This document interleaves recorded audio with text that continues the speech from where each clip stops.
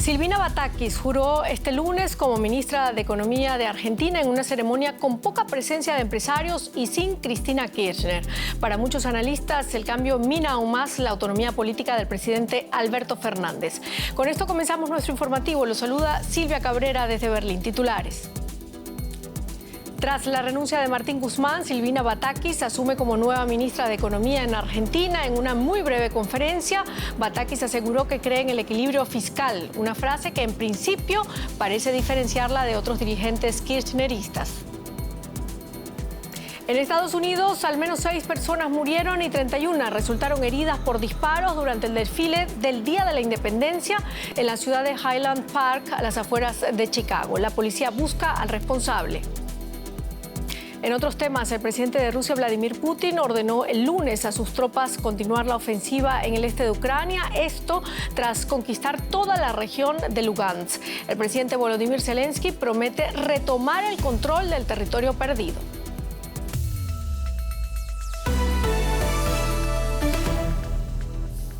Argentina tiene una nueva titular en el Ministerio de Economía. Se trata de Silvina Batakis, quien asumió este lunes el cargo tras la renuncia de Martín Guzmán el sábado. La ceremonia se llevó a cabo en Casa Rosada, con poca presencia de empresarios y sin Cristina Kirchner. El presidente no hizo referencia al funcionario saliente. La movida de fichas en el gabinete del presidente Alberto Fernández se da en medio de fuertes tensiones dentro del oficialismo y de una complicada situación económica. Argentina tiene una nueva ministra de Economía. Tras la inesperada renuncia de Martín Guzmán, el gobierno comunicaba este domingo a través de Twitter el nombre de su sucesora. Según anunciaba Gabriela Cerruti, la vocera de presidencia, la elegida es Silvina Batakis. Designada por el mandatario Alberto Fernández, este mismo lunes juraba el cargo como titular de Economía. Silvina Batakis se desempeñaba hasta ahora como secretaria de Provincias del Ministerio del Interior, puesto que asumió en diciembre de 2019 cuando Alberto Fernández llegó al poder. Se convierte en la segunda mujer en ocupar el cargo de ministra de Economía en Argentina. Un ministerio clave no solo para el país sumido en una profunda crisis económica con niveles de pobreza que rondan el 40% y una inflación interanual superior al 60%. El Ministerio de Economía es también clave para la cúpula del gobierno, donde no pasa inadvertido el pulso que existe entre el mandatario Alberto Fernández y su vicepresidenta Cristina Fernández de Kirchner, que parece agravarse de cara a las presidenciales de 2023. Desde filas cercanas a la vicepresidenta se exigía la salida de Martín Guzmán, quien pertenece al núcleo del presidente Fernández y quien era blanco de fuertes críticas por su gestión en torno al acuerdo firmado con el Fondo Monetario Internacional. Con Martín Guzmán son ya 14 los ministros que han dejado sus cargos desde que Fernández asumió la presidencia en diciembre de 2019, pocos meses antes de que estallara la pandemia, uno de los grandes desafíos en el país que arrastra un complicado escenario económico desde hace varios años. La nueva ministra de Economía deberá ahora buscar la fórmula para intentar erradicar la enorme inflación y frenar la grave devaluación del peso, además de cumplir las metas acordadas con el FMI para la refinanciación del crédito de $44.000 millones otorgado en 2018 durante el gobierno anterior. Y seguimos ahora hablando del tema en la economía con Juliana González. Así es, Silvia, gracias. Y es que ya tenemos las primeras reacciones al nombramiento de la nueva ministra de Economía, Silvina Batakis, en Argentina, y estas fueron adversas. El peso argentino se depreció frente al dólar en el mercado informal, que pese a ser marginal, medido en términos de volumen de operaciones, le toma la temperatura a las expectativas cambiarias. Batakis, licenciada en Economía y con un máster en Finanzas Públicas Provinciales y otro en Economía Ambiental, tiene varias tareas pendientes que deja a su antecesor, como la lucha contra la inflación, una de las más altas del mundo, la redistribución de los ingresos en un país con 37% de personas empobrecidas, definir el aumento de las tarifas de energía, tema de discordia del ministro saliente, negociar la deuda con el FMI y el Club de París, así como cerrar la brecha cambiaria. Y tenemos la ocasión de conversar sobre este cambio en la importante cartera de economía con el periodista económico Horacio Riggi, que nos acompaña desde Buenos Aires. Señor Riggi, el nombramiento de Batakis calma las aguas políticas internas. ¿Hasta qué punto considera usted que logre tranquilizar también los mercados? Hola, ¿qué tal? Bueno, la verdad es que los mercados en el primer día respondieron de manera adversa a lo que tal vez pensaba el gobierno colocando a Batakis como ministra de Economía en reemplazo de Martín Guzmán.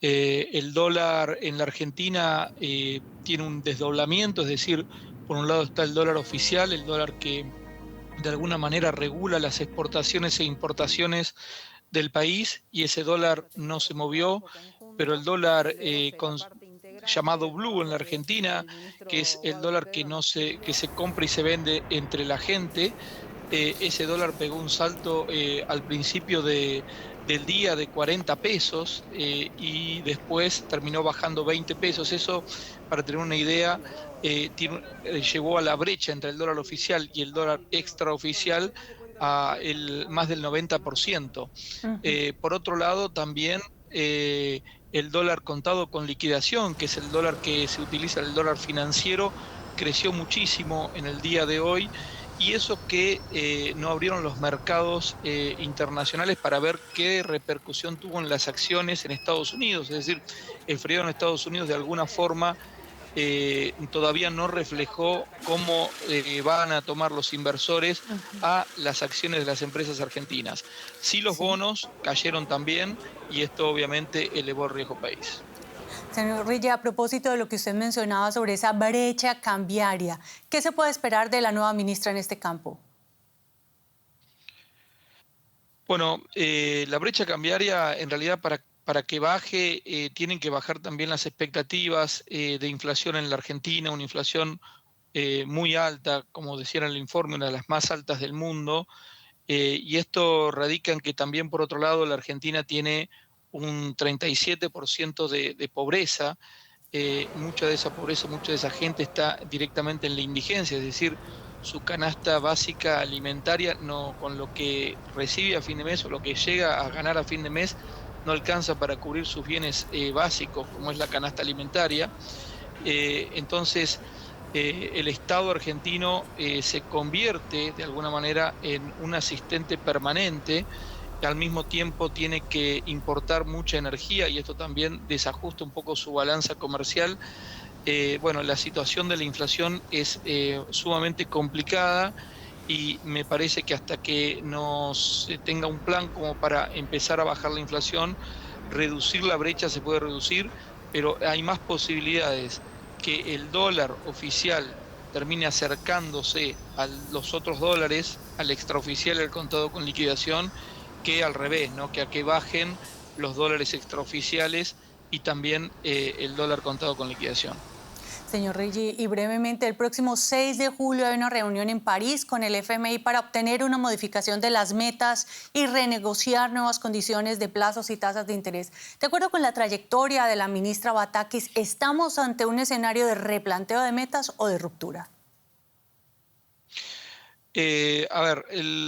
La ministra Batakis se encargó ayer de decir que el acuerdo con el fondo se había firmado para ser cumplido. Una cosa es hacer una segunda renegociación o ver cómo están las metas en un mundo de guerra y de pandemia, y otra cosa es decir romper con el Fondo Monetario Internacional, que es decir no pagar, entrar en default. Eso no creo que suceda. Tal vez la otra situación, es decir, tratar de renegociar algún tipo de meta, sí, a lo mejor es la intención del gobierno argentino. Todavía no lo aclaró la nueva ministra de Economía. Lo cierto es que una de las críticas que se le hicieron al ministro saliente, a Martín Guzmán, fue que el acuerdo con el fondo no era el que el gobierno o una parte del gobierno hubiese deseado tener. Lo cierto es que Martín Guzmán cerró el acuerdo con los acreedores externos, con los acreedores privados, también con el Fondo Monetario Internacional. Así todo igual se tuvo que ir del ministerio. Grandes desafíos le espera a la ministra. Muchas gracias, señor Horacio Riggi, por estos análisis desde Argentina. Muchas gracias a ustedes. Adiós. Bueno, así están las cosas en Argentina en este momento. Claro, bueno, nos vamos de Argentina, nos vamos ahora directamente a Chile porque el presidente Gabriel Boric recibió este lunes la propuesta de nueva constitución para el país como símbolo de una nueva era. El acto, que fue una ceremonia solemne en la sede del Congreso, llega después de un año de trabajo en el que la Convención Constitucional chilena redactó el texto. Ahora fue presentado formalmente, pero deberá ratificarse en un plebiscito el 4 de septiembre. El documento, que aspira a cambiar profundamente la institucionalidad, no goza, sin embargo, del respaldo popular, según algunas encuestas. Son 388 artículos y 54 normas transitorias distribuidas en 178 páginas. Es la propuesta de nueva constitución para Chile, cuyo presidente, Gabriel Boric, ya tiene en sus manos. La entrega del texto culmina el proceso constituyente que arrancó en 2019, en medio de la peor ola de protestas en décadas en Chile. Conocidas popularmente como el estallido social, dejaron una treintena de muertos y miles de heridos. La propuesta de constitución, que busca enterrar la de 1980, aprobada por la dictadura de Augusto Pinochet, declara a Chile un Estado social de derecho y plurinacional, consagra la salud pública y universal, la educación gratuita y un mejor sistema de pensiones. Son solo algunos de los artículos que pretenden dejar atrás la herencia política pinochetista y el sistema económico neoliberal establecido por la dictadura. Hoy, queridos compatriotas, empezamos una nueva etapa. Se trata ahora de leer, estudiar y debatir la propuesta constitucional que hoy entregan al país. Y como presidente de la República, tengo el deber de garantizar que cada uno de los ciudadanos de nuestro país podrá tomar una decisión libre y plenamente informada el próximo 4 de septiembre. Pero la última encuesta de la consultora privada CADEM apunta a un posible rechazo en el referéndum de septiembre. El no ganaría por 15 puntos al sí, lo que consolida el cambio de tendencia registrado en los últimos meses. Mientras la izquierda apuesta mayoritariamente por aprobarla, la derecha chilena votará en contra de una constitución que considera radical, socialista e indigenista. Pase lo que pase en el referéndum, los defensores del proceso constituyente creen que su culminación ya abre un nuevo capítulo histórico para Chile. Si ganan la opción apruebo, la flamante Carta Magna chilena empezará a regir de inmediato. Lo analizamos con Javier Couso, abogado, profesor de Derecho Constitucional de la Universidad Diego Portales. Bienvenido, lo saludamos desde Berlín. Profesor Couso, ¿cómo definiría usted la nueva Constitución? ¿Qué es lo más destacable o más innovador para el país? Me parece a mí que esta nueva Constitución tiene dos cuestiones que son muy importantes desde el punto de vista de innovación. La primera, usted la acaba de mencionar, es de ser aprobada, va a ser la primera Constitución con paridad de género entre hombres y mujeres del mundo. Esto es paridad en todos los órganos del Estado, la Corte Suprema, la Corte Constitucional, el Poder Legislativo. En segundo lugar, algo que es muy relevante para Chile, es una constitución que termina con una serie de enclaves autoritarios que todavía quedan después de 30 años de iniciada la transición democrática o terminada la dictadura militar, que todavía quedan presentes en la constitución que data de la época de la dictadura, del año 80, y que han impedido transformaciones sociales. En ese sentido, es una constitución que termina con lo que se denomina una legalidad neoliberal en materia económica y pasa a un Estado social de derecho. Bueno, ahora tiene que ser ratificada o rechazada en ese plebiscito del 4 de septiembre. ¿Qué perspectivas ve usted? En este momento, las encuestas son favorables al rechazo por alrededor de 10-12 puntos. Sin embargo, la capacidad de las encuestas de predecir una elección de esta naturaleza es difícil. La encuesta más seria del país, la única presencial, daba dentro del margen de error la diferencia entre la apruebo y el rechazo. Va a ser una elección competitiva, me imagino yo.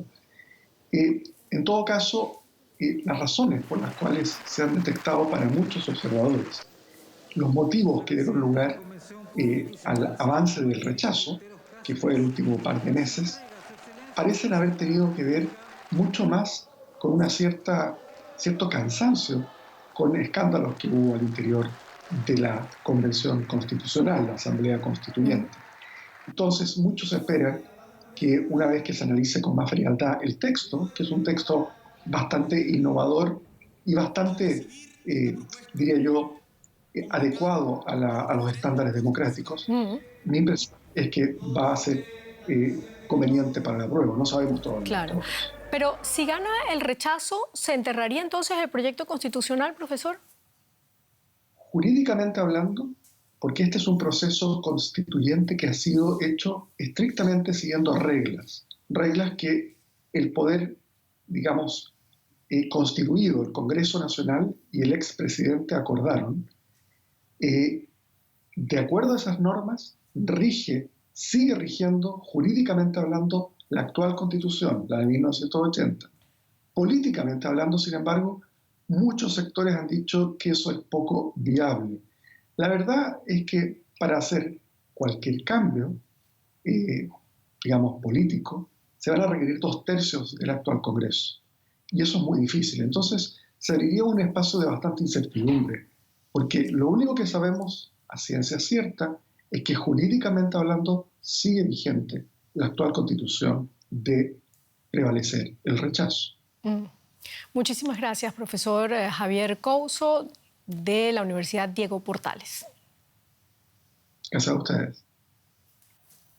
Cambiamos de tema. Al menos 6 personas murieron, entre ellas un mexicano, y 31 resultaron heridas en un tiroteo en las afueras de Chicago, en Estados Unidos. La policía asegura haber identificado a una persona de interés, un joven de 22 años, que describe como armado y peligroso. Un hombre que abrió fuego contra los participantes en el desfile con motivo del Día de la Independencia, celebrado en el barrio de Highland Park. Al parecer, el tirador, que aún no ha sido identificado, disparó desde el tejado de un edificio. La policía continúa la búsqueda del sospechoso. Se ha pedido a los ciudadanos de Chicago que eviten el centro de la ciudad y que procuren quedarse en casa. Y vamos ahora directamente a Washington para más detalles de esta información. Conectamos con el periodista José Díaz Briceño. José, ¿qué más se sabe sobre este tiroteo? La violencia por armas de fuego ha afectado ya la celebración número 246 de la independencia de Estados Unidos, con el propio presidente Biden comentando sobre los hechos de Highland Park, asegurando que se trataba de una violencia sin sentido. En estos momentos, los esfuerzos de la policía local están en la búsqueda de un sospechoso que en principio sería, de acuerdo con la descripción de las autoridades, un joven anglosajón de entre 18 y 20 años. Y sin embargo, los esfuerzos también están específicamente dedicados a identificar el lugar de compra de la arma de fuego involucrada, que ha sido ya recuperada de la escena del crimen. Un rifle de alto poder, de acuerdo con las autoridades, y que podría llevar a la identidad del comprador y eventualmente a la detención de justamente este joven, que las autoridades han calificado como muy discreto y que disparó desde las alturas en contra de un desfile que estaba ya a punto de concluir, de acuerdo con los testigos presenciales. José, en todo Estados Unidos el 4 de julio es un día de fiesta. ¿Cómo ha marcado esto, cómo ha afectado este trágico hecho la seguridad en las celebraciones de otras ciudades? Inmediatamente después de los hechos hoy en Highland Park, las ciudades colindantes, al menos 5 de ellas en los suburbios de Chicago, cancelaron las actividades de celebración del 4 de julio, que, como sabemos, incluyen desde desfiles hasta juegos pirotécnicos en la noche. En las ciudades más grandes, en específico en la ciudad de Nueva York, la policía local emitió ya un comunicado asegurando que en estos momentos no hay ninguna amenaza creíble en contra de las celebraciones en la isla de Manhattan para celebrar la independencia. Tradicionalmente, estas celebraciones en Nueva York llevan a esa isla más de 3 millones de personas, y también aquí en la ciudad de Washington hay cierto nivel de alerta en seguridad para evitar cualquier contratiempo, pues en la zona de los monumentos, como sabemos, hay un espectáculo de juegos pirotécnicos donde se han establecido reglas para no dejar pasar desde mochilas grandes hasta algunas sombrillas y evitar así cualquier sorpresa en seguridad. Claro, lo normal. Muchísimas gracias, José Díaz Briceño, desde Washington. Hablamos de la guerra en Ucrania. Rusia dio por tomada toda la región oriental de Lugansk después de que el ejército ucraniano se retirara de Lysychansk, la última ciudad de la región que estaba bajo su control. El alto mando informó que decidieron retirarse para salvar la vida de sus soldados. El gobierno de Ucrania admitió la derrota en el último bastión que aún controlaba en esta provincia, pero ha prometido que luchará para recuperar el territorio perdido. La situación coloca a Rusia más cerca de hacerse con todo el Donbass. En los últimos días, la ciudad fue escenario de fuertes combates, pero el domingo el ejército ucraniano admitió que tuvo que retirarse. Moscú afirma que Lysychansk y la región de Lugansk se encuentran ahora bajo su control. El Ministerio Ruso de Defensa publicó estas imágenes en las que sus tropas izan su bandera en un pueblo fronterizo. En Kiev, el presidente ucraniano Volodymyr Zelensky confía en que sus tropas recuperarán la región. Si el mando de nuestro ejército retira soldados de ciertos puntos del frente donde el enemigo tiene una capacidad de ataque superior, como en el caso de Lysychansk, esto solo significa una cosa: volveremos gracias a nuestras tácticas, gracias al aumento del suministro de armas modernas. Ucrania no está renunciando a nada. Estamos avanzando gradualmente en la región de Kharkov, en la región de Kherson y en el mar. La isla de Serpientes es un buen ejemplo de ello. Llegará el día en que diremos lo mismo sobre el Donbass. Al parecer, el próximo objetivo de Rusia en su intento de ocupar todo el Donbass es Sloviansk. El domingo un mercado fue alcanzado allí por misiles rusos. Según el alcalde, varios civiles murieron. Fue el mayor bombardeo en Sloviansk. Hubo hasta 15 incendios y también muchos heridos y muertos. Aguanten, estamos juntos en esto. Pero Rusia está ahora en una mejor posición para seguir avanzando en su asalto al Donbass. Parece que a Sloviansk le esperan días aún más aciagos. Y la guerra en Ucrania sigue causando estragos. Además de las víctimas, el conflicto ha dejado a las principales ciudades, incluidas Kiev, la capital, y Kharkov, afectadas por los ataques. ¿Cómo colocar a Ucrania en el camino de la recuperación? Ese es el tema central de la conferencia internacional que arrancó hoy en Lugano, Suiza. La idea es desarrollar algo parecido al Plan Marshall que surgió después de la Segunda Guerra Mundial. El presidente ucraniano Volodymyr Zelensky participó por videoconferencia. En esta cumbre asisten 41 países y 19 organizaciones internacionales. El presidente ucraniano se refirió a la reconstrucción como una tarea común del mundo democrático. Kiev estima que se necesitarán unos 720.000 millones de euros. Y vamos ahora con un resumen de otras noticias importantes de esta jornada. El canciller de Venezuela, Carlos Farías, sostuvo este lunes un encuentro en Moscú con su homólogo ruso, Sergei Lavrov, en cuyo marco le reiteró el respaldo de Caracas a la invasión de Ucrania, al tiempo que criticó las sanciones impuestas a Rusia. Lavrov saludó por su parte la gradual normalización, dice, de la situación entre el gobierno de Venezuela y la oposición. Y un tribunal de Ecuador pospuso hasta agosto el inicio del juicio contra el líder indígena Leonidas Issa por paralizar servicios públicos, lo que puede ser sancionado con hasta 3 años de cárcel en ese país. El incidente ocurrió durante las recientes protestas contra el gobierno, en las que murieron 6 personas. Issa había convocado protestas contra los elevados precios de combustibles.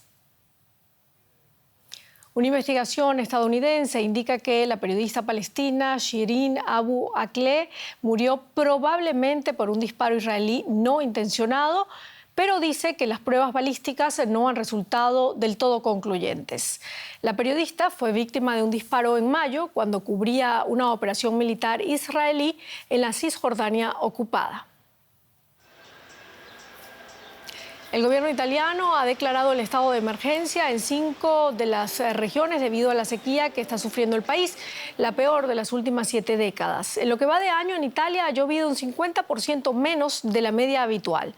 Los principales ríos están en mínimos y la falta de agua pone en peligro la cosecha de frutas y verduras. Más de 30.000 personas de Sydney, la ciudad más poblada de Australia, ha sido como varias localidades cercanas, están bajo alerta este lunes y órdenes de evacuación a raíz de las fuertes inundaciones provocadas por las intensas lluvias que caen desde el fin de semana. Se prevé que la emergencia continúe durante los próximos días en la costa de Nueva Gales del Sur. Las autoridades australianas han desplegado a un centenar de soldados para ayudar en las tareas de contención de los ríos y la evacuación. Calles compartidas en ríos. Autos a la deriva como barcos volcados. Con sus hogares nuevamente anegados, muchos se preguntan si esta es la nueva normalidad. Hartos, estamos hartos, 4 veces en 3 meses. Para muchos esto es demasiado. Aquí vive mucha gente mayor con enfermedades y cosas así. Nos sentimos atrapados, varados. El diluvio ha pillado a muchos desprevenidos. Algunos quedaron atrapados en sus viviendas o autos. Esta mujer a duras penas logró evitar que la arrastrara la corriente. Los rescatistas libran una batalla contrarreloj en Sydney, donde el volumen de precipitaciones ya es 4 veces mayor de lo normal en todo el mes. Los servicios de emergencia advierten de que la peor inundación de los últimos 18 meses está por llegar y ordenan la evacuación de 30.000 personas. Aseguran que la pesadilla no ha terminado. Todavía nos quedan al menos 24 horas por delante antes de que las lluvias empiecen a remitir, pero el terreno está saturado, los ríos fluyen muy rápido, los diques se desbordan, la situación es muy peligrosa. Australia ha padecido con fuerza el cambio climático, con severas sequías, incendios forestales, daños en la Gran Barrera de Coral. Y ahora inundaciones cada vez más comunes e intensas.